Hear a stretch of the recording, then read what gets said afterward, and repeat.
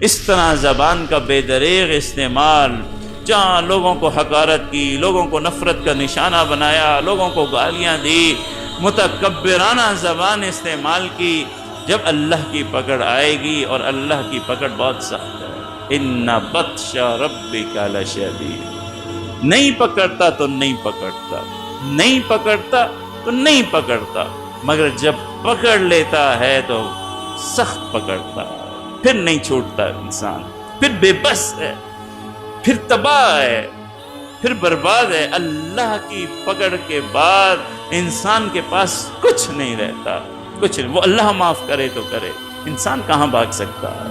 تو میرے عزیز، خدا کے لیے اپنے طرز عمل کو بدلیے، اپنی معاشرت کو اللہ اور اس کے رسول کی تعلیمات کے موافق کر دیجئے۔ یہی ہماری دنیا ہے اور یہی ہماری آخرت ہے۔ آپ گھر میں ہو، آپ ملازمین کے سامنے ہو، آپ مزدوروں کے سامنے ہو، آپ رشتہ داروں کے سامنے ہو، آپ اپنی سیاست کر رہے ہو، آپ اپنی معاشرت کر رہے ہو، آپ اپنا تعلیم ہو، جہاں کہیں ہو، زبان کے بارے میں اللہ کے رسول صلی اللہ علیہ وسلم کی تعلیمات سامنے ہونی چاہیے۔ کچھ بھی کر رہے ہو، فیصلہ کر لیجئے کہ آپ کی زبان سے کسی انسان کو تکلیف نہیں پہنچے گی، اس لیے نہیں کہ وہ انسان آپ کا کچھ بگاڑ نہ لے، صرف اس لیے کہ وہ رب سن رہا ہے۔ عقیدہ ہے نا، اللہ سمیع ہے، بصیر ہے، عقیدہ ہے ہمارا۔ چھوڑیے کہ فرشتے کیا لکھ رہے ہیں، اس بات کو بھی چھوڑ دیجئے۔ میرا اور آپ کا عقیدہ ہے کہ میرا ایک ایک جملہ، میرا ایک ایک برتاؤ، میرا ایک ایک رویہ براہ راست میرا رب دیکھ رہا ہے، اور براہ راست میرا رب سن رہا ہے۔ عقیدہ ہے کہ نہیں ہے؟ بتائیے کہ کون ہے کہ جو ان سے سب کا عقیدہ ہے، سمیع اور بصیر ہے۔ میں جب کسی کو گالی دے رہا ہوتا ہوں، میرا رب دیکھ رہا ہوتا ہے۔ وہ کمزور ہے، وہ مزدور ہے، وہ جھاڑو لگانے والا ہے، مگر میرا رب تو کمزور نہیں ہے، اس کا رب تو کمزور نہیں ہے، اس کا رب تو طاقتور ہے نا۔ وہ اگر ناراض ہو گیا اور اس کی طرف سے پکڑ کرنے پر آ گیا تو آپ کہاں جائیں گے؟ کون بچائے گا آپ کو؟